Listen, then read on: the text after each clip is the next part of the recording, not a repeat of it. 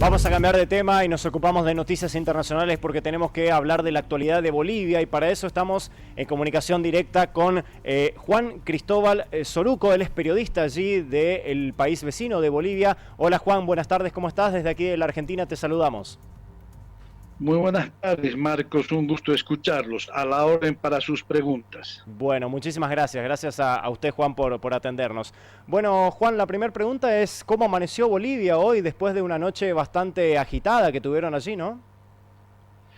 Mira, yo creo que la tensión ha bajado considerablemente una vez que efectivos militares y de la policía pudieron realizar labores de seguridad, sobre todo en la base de gobierno, El Alto, que es la ciudad que la tiene inmediatamente vecina, y Cochabamba, que es donde yo vivo, que es el centro del país, donde a partir de la renuncia y el acuartelamiento de la policía y las Fuerzas Armadas, se desataron actos de violencia, tanto de grupos vandálicos que siempre aparecen en estas circunstancias, como de alguna gente radical que queda en actuación y aparentemente sin una jefatura clara del MAS.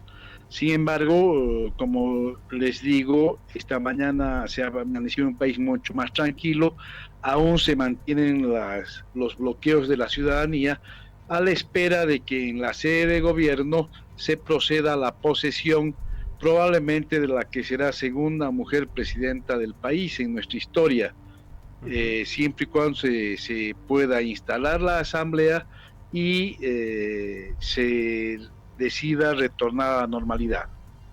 Claro, después, bueno, de lo que fue esta tregua, ¿no? Allí en las calles de Bolivia, ¿cómo fue la noche de ayer? ¿Hubo diferentes disturbios en diferentes zonas? ¿Tenemos informaciones de algunos saqueos también? Sí, todavía han habido momentos de mucho temor y de acción violenta en La Paz y algo en Cochabamba y en el Alto, como les decía, pero se está reduciendo considerablemente.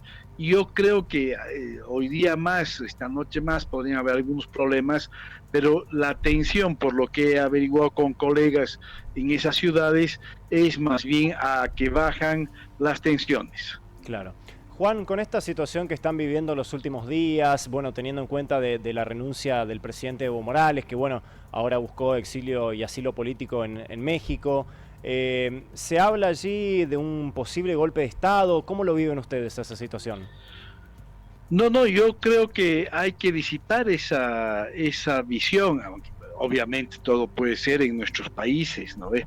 Pero más bien la tendencia es a seguir la sucesión constitucional y que quien asuma las funciones de la presidencia, por un lado, retome la administración estatal, que es tan importante, y junto con el Parlamento se emitan las disposiciones legales para, primero, nombrar al órgano electoral plurinacional, tanto a nivel nacional como departamental, dada la evidencia de la comisión de irregularidades en el último proceso electoral, que incluso la misión de la OEA de auditoría pedida por el propio gobierno calificó de absolutamente irregulares.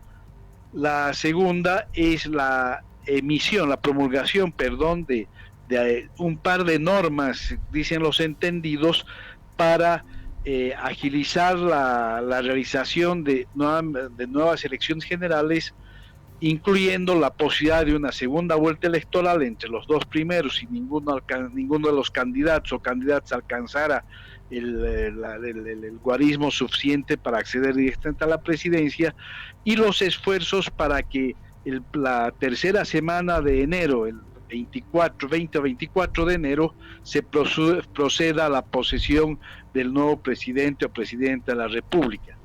Quiero recordar que este 24 terminaba la gestión del presidente Evo Morales. Por tanto, lo que está sucediendo es una sucesión dentro del marco de la Constitución constitucional extraordinaria, eso sí, pero prevista en las normas. Claro. Juan, con toda esta situación, ¿cómo está viviendo el ciudadano común de allí de Bolivia, aquellos que transitan diariamente la calle? ¿Se ve un poco de temor, se ve tristeza, se ve exaltación? ¿Cómo está el pueblo? Mira, yo ya estoy bastante mayor y he vivido varias situaciones similares e incluso todavía yo empecé a trabajar como periodista en los casos de las dictaduras. Ujú. Yo creo que lo que uno encuentra en la calle esta mañana, fui temprano para evitar los bloqueos al mercado, a ver a la gente. Por un lado, el sentimiento predominante es de alivio. Ajá. Luego yo calificaría de mucha expectativa sobre lo que viene y una especie de entre resignación y alegría de volver a empezar un nuevo ciclo del país con la esperanza de que sea a más largo plazo. Y obviamente yo creo que hay sectores y todavía importantes que lamentan este fracaso del presidente Morales, que teniendo todo a su favor por una ambición desmedida, tanto de él como de sus colaboradores, de mantenerse el poder a como dé lugar, perdió. Piensen afuera en Argentina, piensen que el año 2015 el presidente Morales ganó con algunas denuncias, pero no contundentes, con alrededor del 60% Ujú. de la votación. En esta elección y con el fraude que se ha realizado, no ha pasado del 42-43%. Claro, ha bajado mucho su Entonces, legitimidad también. totalmente.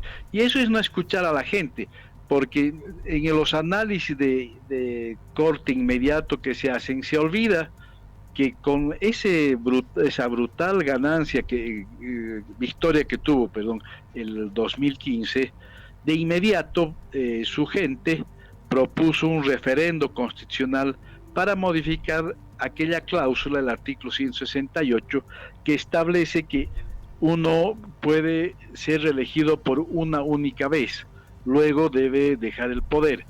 Entonces plantearon modificar ese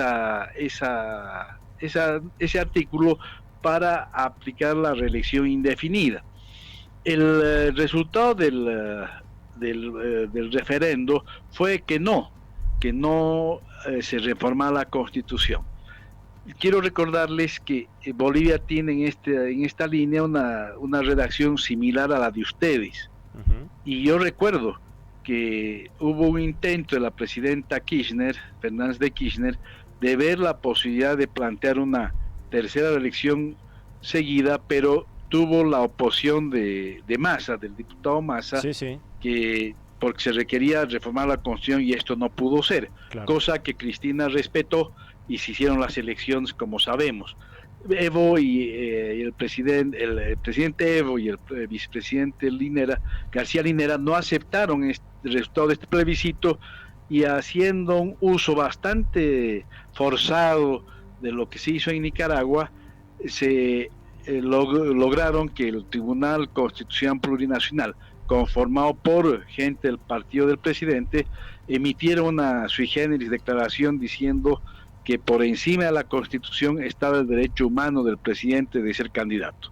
Claro. Todo esto hizo que perdiera mucha legitimidad el presidente, más el uso ya abusivo de los recursos del Estado para su campaña, una sucesión de errores político-administrativos, una corrupción muy, muy grave y que los fue corroyendo, hicieron que el 20 de octubre el presidente bajara en esas dimensiones su caudal electoral y para peor que se haga un fraude tan descomunal que muchos recordamos el que se realizó el año 78 por parte de la Junta Militar en la primera elección que hubo en Bolivia, también a presión de la ciudadanía, Claro. después de para tirar las dictaduras.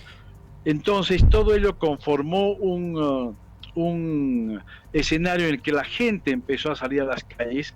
La gente, yo creo que sobrepasó a cualquier dirigencia política y fueron generando liderazgos locales y nacionales distintos que primero se movilizaron por una segunda vuelta electoral, Claro. pues el órgano, pues los conteos, incluido el del órgano electoral, daban como resultó que había que tener una segunda vuelta electoral, extremo que también fue desconocido por el presidente, que ahí sí tuvo la oportunidad de poder competir y salir por la puerta.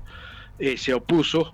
Después logró que el órgano electoral, declarase que tenía el 40 y tantos, 10 puntos más, exactamente 10 puntos más que el segundo, y la gente ya pasó a la anulación de las elecciones, y finalmente con el informe preliminar de la Organización de Estados Americanos, solicitado por el propio gobierno, y con rechazo de la oposición, dijera que mejor era anular esas elecciones. Y entonces la gente ya optó por la renuncia inmediata. Perfecto, Juan. Te agradecemos muchísimo por este contacto aquí con Noticiero 9 y con la República Argentina acerca de la situación en Bolivia. Muy amable y muchas gracias.